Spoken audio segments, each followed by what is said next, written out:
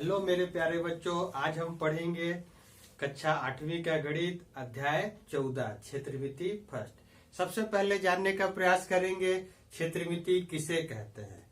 तो गणित की वह शाखा जिसमें मापन के बारे में हम अध्ययन करते हैं क्षेत्रमिति कहलाता है। इसकी खोज लियोनार्ड नाम के वैज्ञानिक ने की थी। ठीक है, अब हम पढ़ेंगे क्षेत्रमिति के बारे में। क्षेत्रमिति में हमको पढ़ना है प्रश्नावली 14.1। 14.1 में जो हम पढ़ेंगे वह हमारा है केवल समांतर चतुर्भुज। क्या पढ़ेंगे? केवल समांतर चतुर्भुज। लेकिन कक्षा 8 के गणित में क्षेत्रमिति को 3 भागों में बांटा गया है, जिसका पहला भाग है क्षेत्रमिति फर्स्ट, दूसरा क्षेत्रमिति सेकंड और तीसरा क्षेत्रमिति थर्ड। इन सभी भागों को मिलाकर के हम पढ़ेंगे समांतर चतुर्भुज, समलंब चतुर्भुज, समलंब चतुर्भुज, आयत, त्रिभुज, बेलन, वर्ग, घन और घनाभ एवं वृत्त। तीनों क्षेत्रमिति मिलाकर इतने सारे आकृतियों के बारे में हम अध्ययन करेंगे। इस प्रकार प्रश्नावली 14.1 में हम जो पढ़ेंगे केवल समांतर चतुर्भुज। इस समांतर चतुर्भुज का जो सूत्र होता है हम लोग सबसे पहले जानेंगे। समांतर चतुर्भुज का क्षेत्रफल, इसका जो फॉर्मूला जिसे हम सूत्र कहते हैं होता है आधार गुणे में शीर्ष लंब। आधार गुणे में शीर्ष लंब। कहीं कहीं बच्चों शीर्ष लंब के जगह दिया हुआ रहता है ऊंचाई। क्या दिया हुआ रहता है? ऊंचाई। तो दोनों का अर्थ हमारा एक ही होता है। बच्चों समांतर चतुर्भुज की जो आकृति होती है वह इस प्रकार से होती है। यह हमारा समांतर चतुर्भुज है जिसका हम नाम दिए ए, बी, सी और डी। मेरे प्यारे बच्चों, सबसे पहले जानना चाहेंगे समांतर चतुर्भुज होता है क्या है।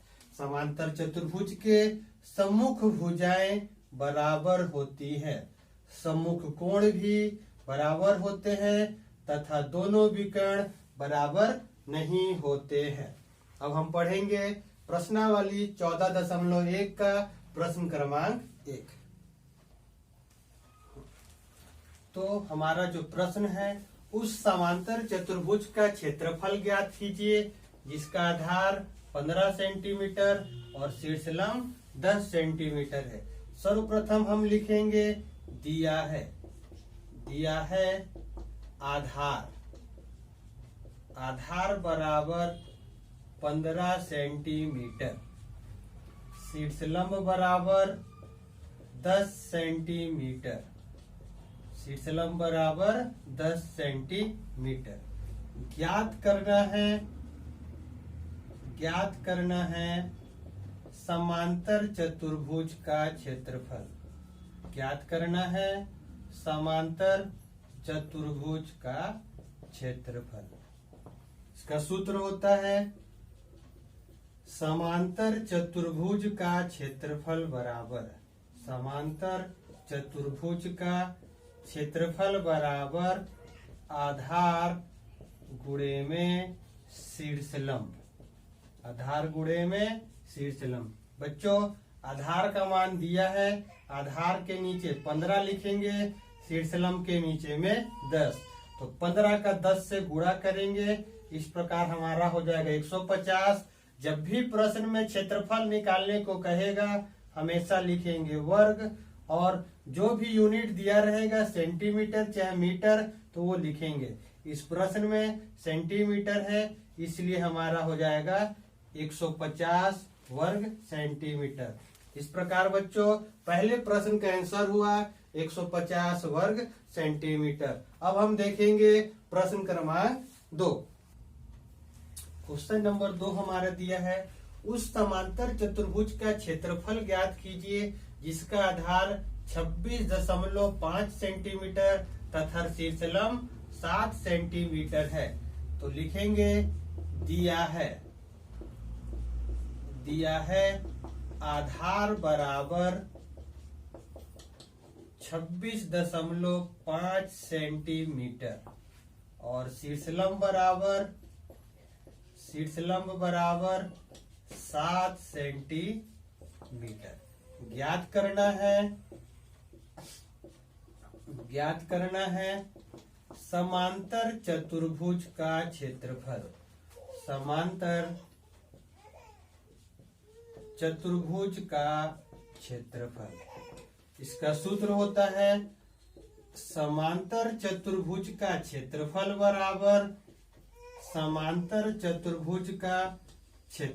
बराबर आधार गुणे में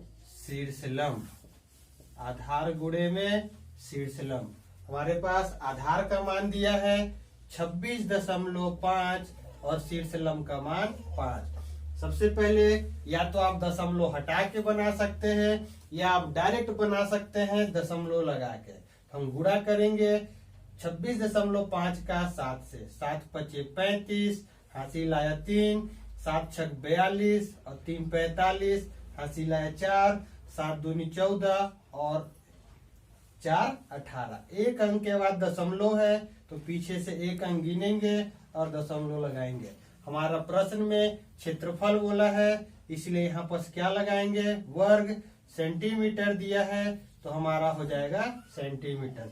इस प्रकार हमारे दूसरे प्रश्न का आंसर होगा 185.5 वर्ग सेंटीमीटर। अब हम पढ़ेंगे क्वेश्चन नंबर 3। क्वेश्चन नंबर 3 दिया है, उस समांतर चतुर्भुज का क्षेत्रफल का आधार ज्ञात कीजिए इसका क्षेत्रफल 390 वर्ग सेंटीमीटर तथा शीर्षलंब 26 सेंटीमीटर है। तो हम लिखेंगे दिया है। हमारे पास इस बार सवाल में दिया है क्षेत्रफल, तो लिखेंगे समांतर चतुर्भुज का क्षेत्रफल। समांतर चतुर्भुज का क्षेत्रफल बराबर 390 वर्ग सेंटीमीटर।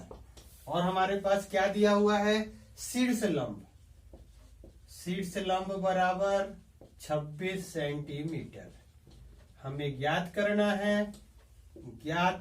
है। प्रश्न के शुरुआत में दिया है समांतर चतुर्भुज का आधार ज्ञात कीजिए, तो हमें क्या लिखेंगे, आधार। सूत्र होता है समांतर चतुर्भुज का क्षेत्रफल।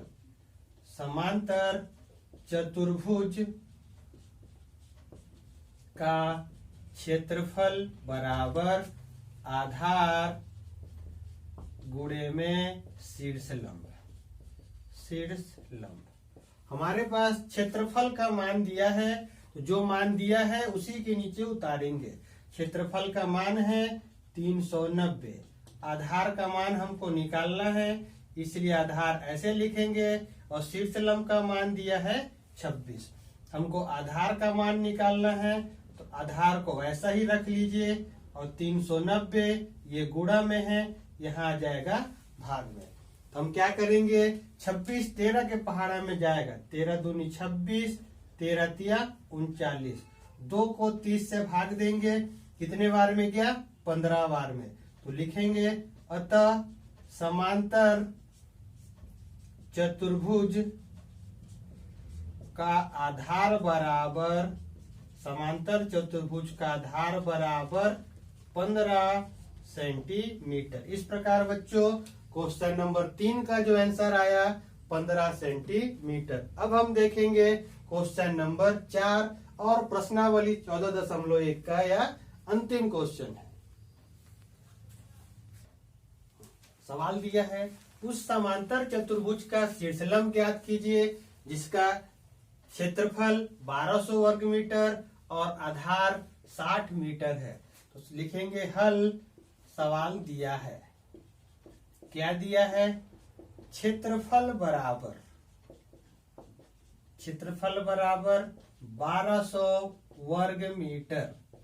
और क्या दे रखा है? आधार इस बार दिया है, आधार बराबर 60 मीटर।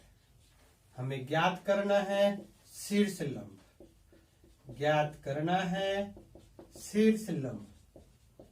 शीर्ष लंब।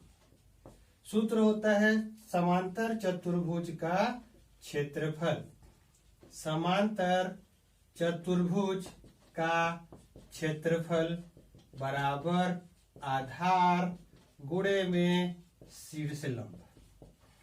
हमको इस बार क्षेत्रफल का मान दिया है, उसके नीचे लिखेंगे 1200, आधार के नीचे 60 लिखेंगे और शीर्ष लंब ज्ञात करना है, उसको वैसे ही उतार लेंगे। तो हमको शीर्ष लंब का मान निकालना, इसलिए शीर्ष लंब लिखेंगे। यहाँ ये मेरा 1200, ये गुणा में है, बराबर किधर आ जाएगा? भाग में। एक जीरो से एक जीरो कटेगा, 6 कम 6, 6 दूनी 12।